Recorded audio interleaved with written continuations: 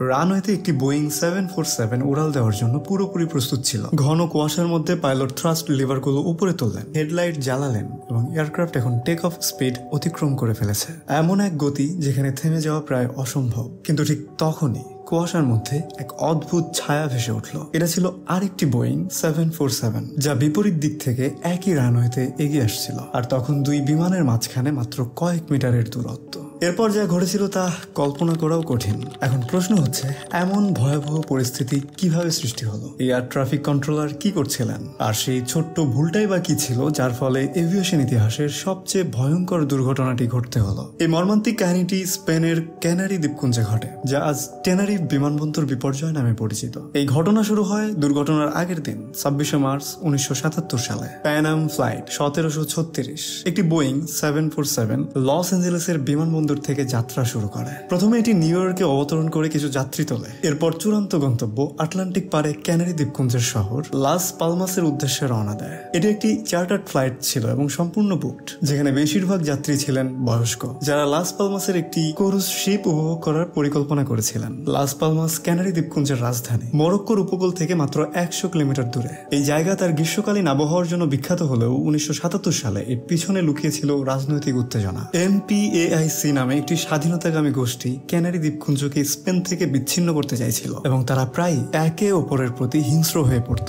MPAIC গোষ্ঠীর একটি হামলার মাধ্যমেই এই দুর্ঘটনার সূচনা হয়। প্যানাম ফ্লাইট 1736 নিউ ইয়র্ক থেকে যাত্রী তোলে এবং লাস পালমাসের দিকে রওনা দেয়। ফ্লাইটের ককপিটে ছিলেন 56 বছর বয়সী ক্যাপ্টেন ভিক্টর গ্রাভস, 39 বছরের ফার্স্ট অফিসার রবার্ট ব্রাক, 46 বছর বয়সী ফ্লাইট ইঞ্জিনিয়ার জর্জ ভন এবং 13 জন ক্যাবিন ক্রু। মোট যাত্রী ছিলেন 380 জন। এদিকে দ্বিতীয় যে বিমানটি এই দুর্ঘটনায় অংশ নেবে তা ছিল নেদারল্যান্ডসের আমস্টারডাম থেকে রওনা হওয়া KLM ফ্লাইট 4805। এটিও একটি বোয়িং 747। এর গন্তব্যও ছিল লাস পালমাস। ককপিটে ছিলেন 50 বছর বয়সী ক্যাপ্টেন জ্যাকব, 42 বছরের ফার্স্ট অফিসার ক্লাস এবং 38 বছরের ফ্লাইট ইঞ্জিনিয়ার উইলিয়াম। এই ফ্লাইটে 11 জন ক্রু এবং 235 জন যাত্রী ছিলেন। লাস পালমাস বিমানবন্দরের কাছাকাছি দুই ব্যক্তি এসে একটি ফুলের দোকানের সামনে একটি ব্যাগ রেখে চলে যায়। সেই ব্যাগে ছিল একটি টাইমার লাগানো বোমা। দুপুর 1টা নাগাদ বিমানবন্দরের রিসেপশনে একটি ফোন আসে। ফোনের ওপর প্রান্ত থেকে MPAIC এর নাম জানিয়ে বলা হয় 15 মিনিটের মধ্যে একটি ভয়াবহ বিস্ফোরক ঘটবে। তৎক্ষণাৎ বিমানবন্দর খালি করে দেওয়া হয়। 15 মিনিটের মধ্যেই বিকট বিস্ফোরণে টার্মিনালের বিল্ডিং এর ছাদ ভেঙে পড়ে। এরপর বিমানবন্দরের সমস্ত কার্যক্রম বন্ধ করে দেওয়া হয়। যেসব বিমান নামতে চাচ্ছিল সেগুলোকে বিকল্প এয়ারপোর্টে ডাইভার্ট করে দেওয়া হয়। KLM ফ্লাইট 4805 কে জানানো হয় লাস পালমাসে নামা যাবে না, বরং 110 কিলোমিটার দূরের টেরানিফ বিমানবন্দরে অবতরণ করতে হবে। প্যানাম ফ্লাইটকেও একই নির্দেশনা দেওয়া হয়। টেরানিফ একটি ছোট্ট পাহাড়ি বিমানবন্দর, যার রানওয়ে প্রায় সময় কুয়াশা এবং মেঘে ঢাকা থাকে। KLM বিমানটি জ্বালানি পূর্ণ করার সিদ্ধান্ত নেয় যাতে পরে সময় নষ্ট না হয়। ঠিক তখনই ঘোষণা আসে লাস পালমাস বিমানবন্দর আবার খুলে দেওয়া হয়েছে। দুটি বিমানই পুনরায় যাত্রীদের বোর্ডিং করায়, কিন্তু KLM ফ্লাইটের রিফুয়েলিং এর কারণে রানওয়ের পাশের ট্যাক্সিওয়ে ব্লক হয়ে যায়। টেরানি বিমানবন্দরে ছিল মাত্র একটি রানওয়ে, একটি ট্যাক্সিওয়ে এবং একটি অ্যাপ্রন। KLM রানওয়ের পুরোপুরি পূর্ব দিকে গিয়ে ঘুরে দাঁড়ায় টেক অফের জন্য। প্যানাম ফ্লাইটও রানওয়ে ট্যাক্সি করতে শুরু করে, কিন্তু ঘন কুয়াশার কারণে তারা C3 এক্সিট মিস করে যায়, যেটা দিয়ে তাদের অ্যাপ্রনে ফিরে যাওয়ার কথা ছিল। এখানে বোর্ডিং সাইন বা মার্কিংও সঠিকভাবে ছিল না। KLM ফ্লাইট 4805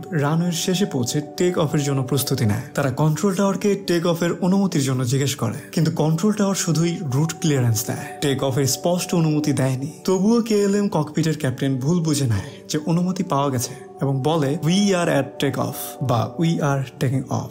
এই বাক্যটি নিয়েও পরবর্তীতে বিতর্ক রয়েছে। কন্ট্রোল টাওয়ার এরপরে বলে stand by for take off, I will call you. কিন্তু এই গুরুত্বপূর্ণ বার্তাটি ঠিকমতো পৌঁছায় না, কারণ একসাথে প্যানাম ফ্লাইটও বার্তা পাঠাচ্ছিল we are still on the runway. এই দুই বার্তা একসঙ্গে আসায় KLM ককপিটের শব্দ বিকৃত হয়ে যায়। তারা কিছুই বুঝতে পারে না। ক্যাপ্টেন জোর করে টেক অফ শুরু করে দেয়। কুয়াশার মধ্যে তারা শুধু 300 কিলোমিটার পর্যন্ত দেখতে পাচ্ছিলেন। এদিকে প্যানাম ফ্লাইটের পাইলটরা হঠাৎ কুয়াশার মধ্যে হেডলাইট দেখতে পান। প্রথমে মনে হয় বিমানটি দাঁড়িয়ে আছে, কিন্তু মুহূর্তেই তারা বুঝে যান সেটি দ্রুত গতিতে তাদের দিকে ছুটে আসছে। তারা বিমান ঘোরানোর জন্য চেষ্টা করে, কিন্তু দেরি হয়ে যায়। KLM বিমানের ডান দিকের ইঞ্জিন প্যানামের ফার্স্ট ক্লাস সেকশনকে আঘাত করে ছিন্ন বিচ্ছিন্ন করে দেয়। এরপর এরপর KLM বিমানটি রানওয়েতে আছড়ে পড়ে এবং সম্পূর্ণভাবে পুড়ে যায়, কারণ ট্যাঙ্ক ছিল পূর্ণ। KLM বিমানে থাকা 248 জন যাত্রী ঘটনাস্থলেই মারা যায়। প্যানাম বিমানের ফার্স্ট ক্লাসের যাত্রীরাও তৎক্ষণাৎভাবে মারা যায়, তবে ইকোনমি ক্লাসের যাত্রীরা ছাদে তৈরি হওয়া ছিদ্র দিয়ে বাঁচার সুযোগ পান। 396 জনের মধ্যে মাত্র 61 জন বেঁচে যান।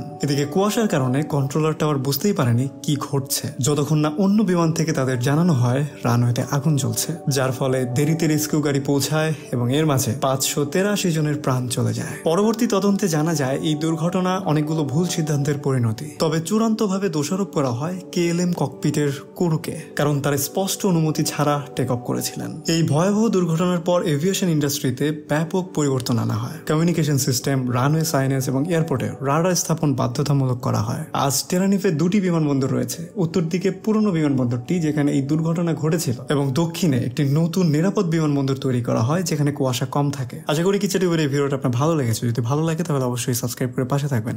By, tata.